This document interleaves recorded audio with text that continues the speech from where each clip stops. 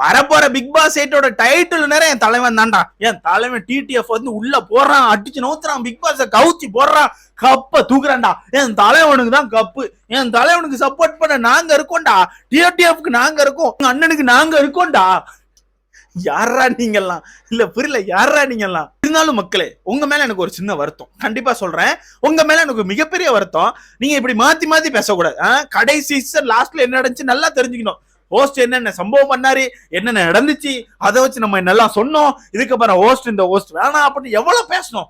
இந்த சீசன் ஆரம்பிக்க போகுதுன்னு சொல்லிட்டு ஹோஸ்ட் சம்பந்தமா வீடியோ போடுறதுக்கு முன்னாடி ஒரு சில பேர் வந்து மாத்தி மாத்தி பேசுறீங்க நண்பர்களே. இது நல்லதுக்கு இல்ல. மொத்தமா இந்த வீடியோல பேசி முடிச்சிரும். சோ இந்த வீடியோல பாத்தீங்கன்னா மொத்தம் 2 டாபிக் பேச போறோம். ஒன்னு வந்து கண்டஸ்டன்ட் லிஸ்ட்.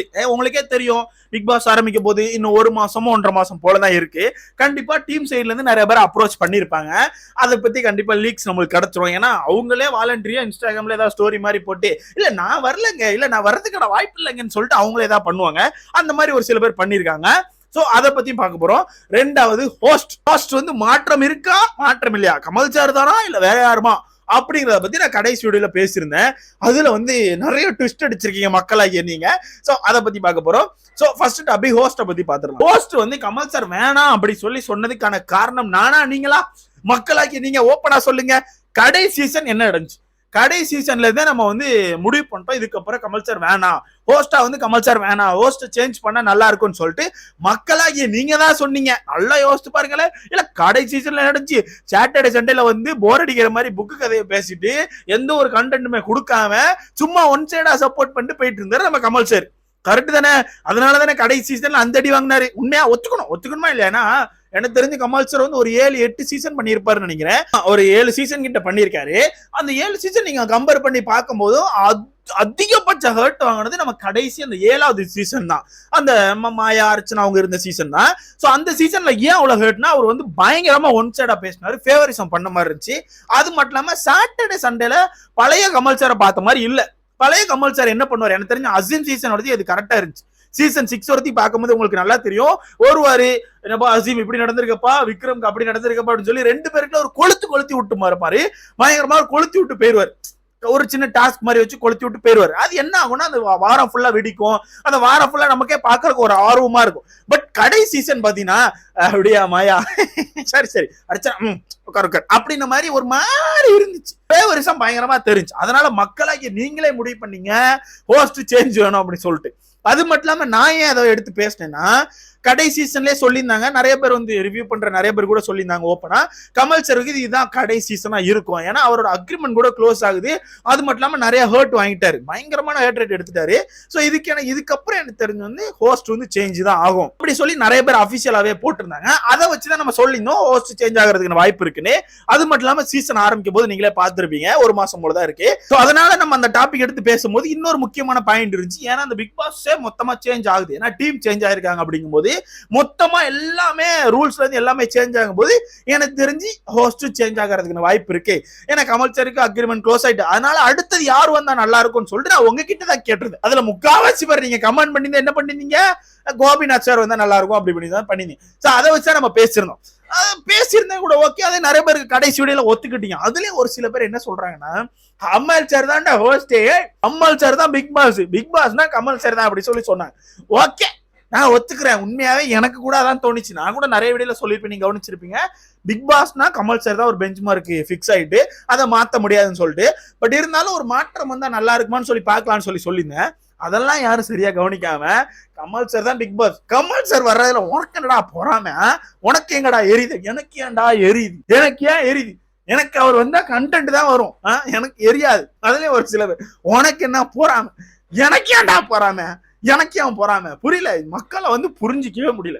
மக்களாகிய உங்களை புரிஞ்சிக்கவே முடியல. எப்ப என்ன பேசுறீங்க, எதுக்கு சப்போர்ட்டா பேசுறீங்க, இந்த வீடியோ கீழே சொல்லுங்க. நானா சொன்னேன் கமல் சார் வரக்கூடாதுன்னு?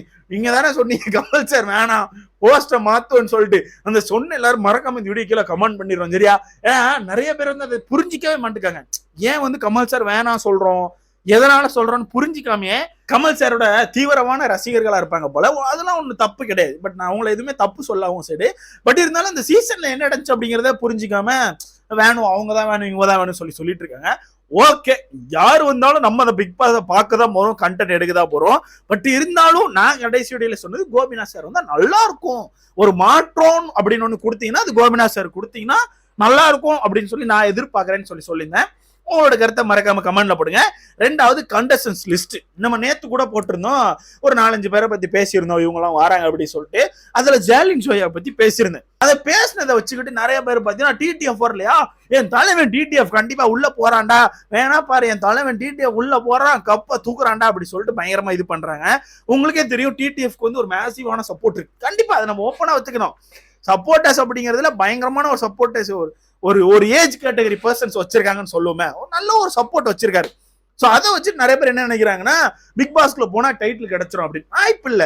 அதுக்கு எடுத்துக்காட்டா இன்னொரு இருக்கு, ஹிந்தியா என்ன லாங்குவேஜ் தெரியல, அதிகமான சப்ஸ்கிரைபர் பேஸ் வச்சிருக்க ஒரு மோட்டோ விளாகர், எனக்கு தெரிஞ்ச ஒரு ஹிந்தி தான் நினைக்கிறேன், எனக்கு கரெக்டா தெரியல.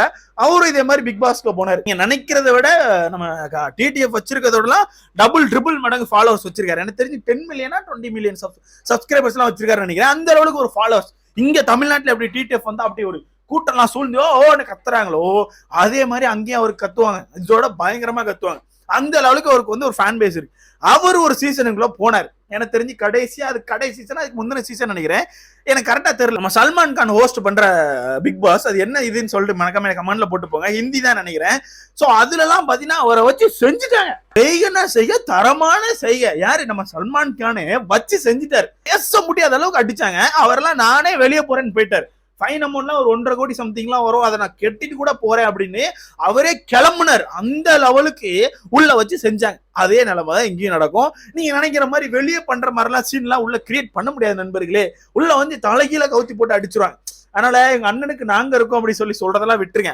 பிக் பாஸ் அப்படிங்கிற 100 நாள் வந்து ரொம்ப டிஃப்ரெண்டா இருக்கும். சோ அதனால பாக்கலாம் யார் யாருன்னு. சரி, புதுசா வச்சிருக்க கண்டஸ்டன்ட் லிஸ்ட்லாம் யாரு, இவங்க எல்லாம் வந்தா நல்லா இருக்குமா, இல்ல இவங்க வந்தா நல்லா இருக்குமோ நீங்க யாரா யோசிச்சு வச்சிருப்பீங்களா, அவங்கள மறக்காம கமெண்ட்ல சொல்லிருங்க. யார் யார் வரப்போறா அப்படிங்கறத நான் சொல்றேன். அதாவது ரூமர்ஸ் நண்பர்களே, ரூமர்ஸ் நிறைய ஸ்ப்ரெட் ஆயிட்டு இருக்கு, அதை பத்தி தான் பார்க்க போறேன். சோ இதுல உள்ள 1-2 பேர் வர்றதுக்கான வாய்ப்பு வேணா இருக்கு. அதான் நீங்க சொல்லுங்க, இவங்க வந்தா நல்லா இருக்குமோ அப்படிங்கறத நீங்க கமெண்ட்ல சொல்லுங்க. இதுல ஃபர்ஸ்ட் நேமே நம்ம தலைவர் இர்ஃபான் தான் இப்பவும் சொல்லிட்டு இருக்காங்க.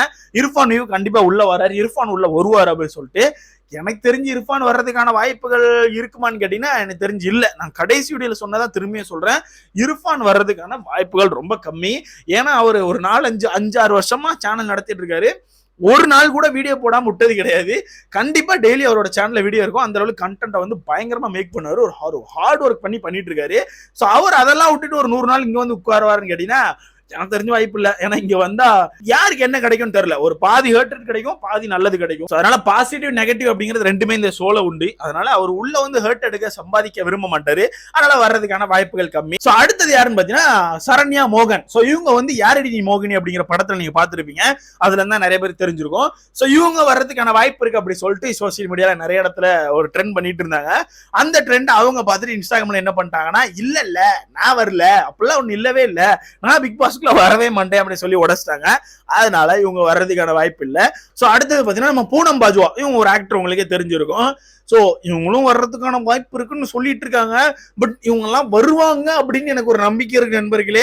ஏன் சொல்றேன்னு உங்களுக்கே தெரியும். ஏன்னா பெருசா மூவி வாய்ப்பு இல்லாத காரணத்தினால் கண்டிப்பா இதுக்குள்ள வந்தாங்கன்னா அது ஒரு அடுத்த ஸ்டெப்பா இவங்களுக்கு இருக்கும் அப்படிங்கறனால இதை யூஸ் பண்ணுவாங்கன்னு நினைக்கிறேன். சோ வரதா சொல்லிக்கிட்டு இருக்காங்க, வந்தா நல்லா இருக்கும்னு நினைக்கிறேன், பார்க்கலாம்.